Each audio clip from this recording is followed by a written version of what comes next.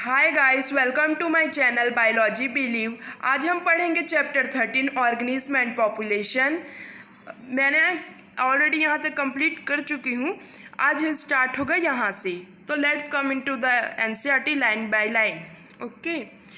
Gauss competition exclusion principle state that two closely related species competing for same resource cannot be coexist indefinitely and competitively inferior one will be eliminated eventually। इसमें Gauss competitive exclusion principle में ये बोला गया है कि अगर दो close related species हैं, अगर सेम रिसोर्स के लिए कॉम्पीट कर रहे हैं तो उसमें से कोई एक स्पीसीज को एक्सटिंक्ट होना इम्पॉर्टेंट है, ज़रूरी है। और ऐसे होता है जो सुपीरियर होता है, सुपीरियर मीन्स जो ज़्यादा एग्जिस्ट कर लेता है, सर्वाइव कर लेता है, और जो इन्फीरियर होता है वो एलिमिनेट वहाँ से हो जाता है, क्योंकि वहाँ पर जो रिसोर्स होता है वो बहुत लिमिट होता है। अगर लिमिट नहीं रहता तो ऐसा कुछ नहीं होता। अगर ज़्यादा रिसोर्स होता तो दोनों ही उसमें अच्छे से सर्वाइव कर पाते। More recent study do not support such gross generalize for about competition. While they do not rule out of occurrence of interspecific competition in nature, they point out that species facing competition might evolve mechanisms that promote coexistence rather than exclusion। इसमें already मैं आप लोगों को पिछले lecture में बता चुकी हूँ। इसमें जो कंपटीशन होता है वो इंटर स्पेसिफिक कंपटीशन नेचर में ये इसलिए रूल है क्योंकि वहाँ पर जो रिसोर्स होता है वो बहुत ज़्यादा लिमिट होता है।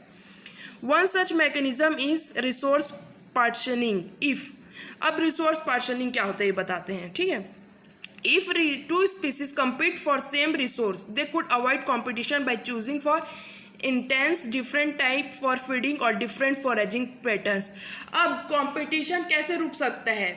अगर कोई भी दो ऑर्गेनिज्म अगर एक ही रिसोर्स के लिए लड़ाई करेंगे तो ऑब्वियसली कंपटीशन बढ़ेगा, लेकिन वही ऑर्गेनिज्म डिफरेंट फीड को चूज कर ले। जैसे कि एग्जांपल है, जैसे बर्ड है। बर्ड क्या खाता है? आइदर वो सीड खाएगा, आइदर वो इंसेक्ट खाएगा। अगर मान के चलो दो स्पीसीज हैं, वो एक जो बर्ड है और एक डिफरेंट बर्ड है, वो दोनों कॉम्पीट कर रहे हैं सीड के लिए, ठीक है। अगर वो लोग अगर ये पैटर्न बना ले कि वो स्पीसीज बर्ड खाएगा, वो स्पीसीज सीड खाएगा, एक स्पीसीज इंसेक्ट खाएगा, ऐसे में जो कंपटीशन है वो बहुत कम हो जाएगा। Okay. MacArthur showed that 5 closely related species who were living on the same tree were able to avoid competition for coexist due to behavioral difference in foraging activities। जो साइंटिस्ट थे उन्होंने बोला कि अगर एक ट्री में 5 closely related species competition avoid करेंगे, अगर वो बिहेवियरल डिफरेंट और फीडिंग के लिए डिफरेंट सोर्स यूज करेंगे। आई होप आप लोगों को यहाँ तक तो समझ में आ गया होगा। Parasitism, considering that the parasitic mode of life ensure free lodging and meals. अब पहले बताती हूँ पैरासिटिज्म क्या होता है। पैरासिटिक वो होता है कि एक ऑर्गेनिज्म होता है जिसको होस्ट चाहिए रहता है अपने आप को सर्वाइव करने के लिए। इसमें आगे उसका एग्जाम्पल होगा, पहले पढ़ते हैं हम एनसीईआरटी लाइन बाय लाइन, ठीक है। Considering that parasitic mode of life ensure free lodging and meals, it is not surprising that parasitism have evolved in so many taxonomic group from plant to higher vertebrate। अब parasitism में यह होता है, इसमें कोई surprise की बात नहीं है कि यहाँ पे प्लांट से हायर वर्टेब्रेट भी इसमें इवॉल्व होते हैं। Many parasitic have evolved to be host specific, they can be parasite only species of host। अब क्या होता है, जो पैरासिटिक है वो अपने आप को ऐसे अडेप्ट कर चुके होते हैं एक होस्ट सेल में कि जो होस्ट रहता है वो उसको रिजेक्ट ना कर पाए, वो अपने बॉडी में ऐसा चेंजेस लाते हैं, ठीक है। इन सच अ वे both host and parasitic tend to co-evolve, that if host evolve special mechanism for rejecting or resisting the parasite, the parasitic has evolved to mechanism counteract and neutralize them in order to successful in some host species।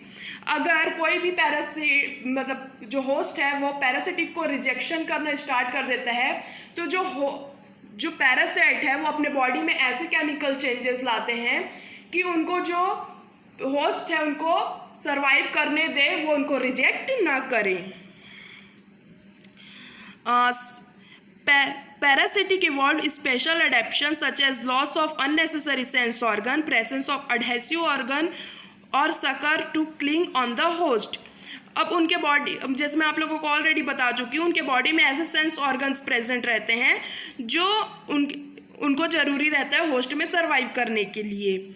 Loss of digestive system and high reproductive capacity, वो लोग loss कर देते हैं digestive system को और high reproductive capacity को। The life cycle of parasites are often complex, involve one or two intermediate host or vector facilitate primary host।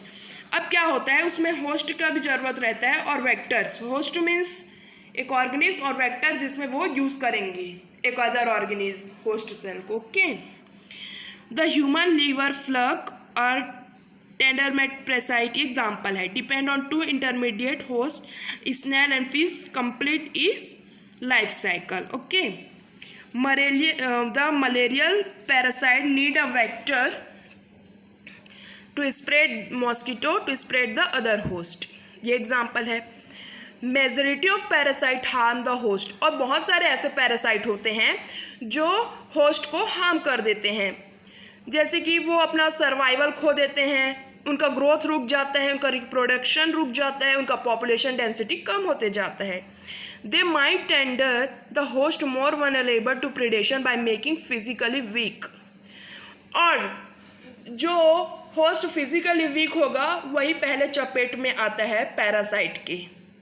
ठीक है, जो वीक होगा वही तो पहले चपेट में आएगा ना, जो स्ट्रांग रहेगा वो कहाँ आएगा। ठीक है, do you believe that an ideal parasite should be able to thrive with the host without harming it.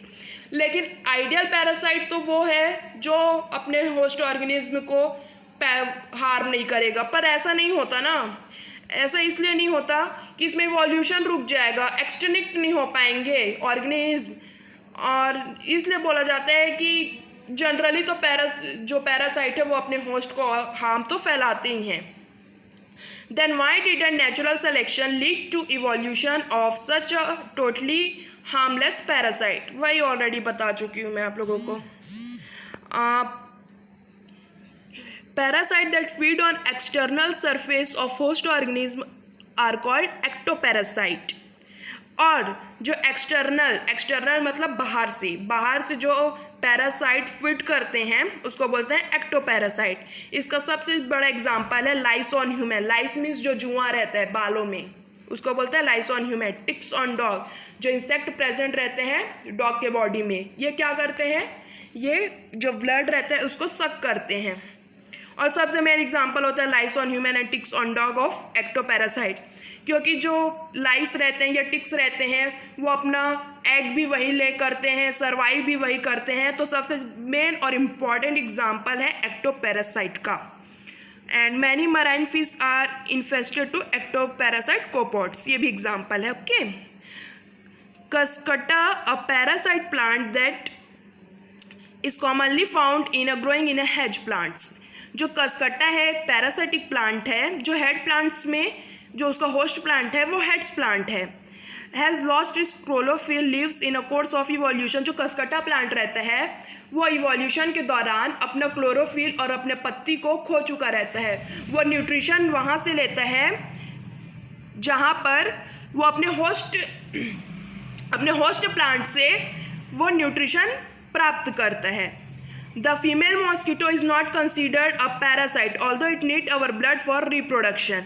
जो मादा मच्छर है वो से इसको पैरासाइट बस नहीं बोल सकते, वो अपने रिप्रोडक्शन के लिए भी हमारा ब्लड का उनको ज़रूरत पड़ता है।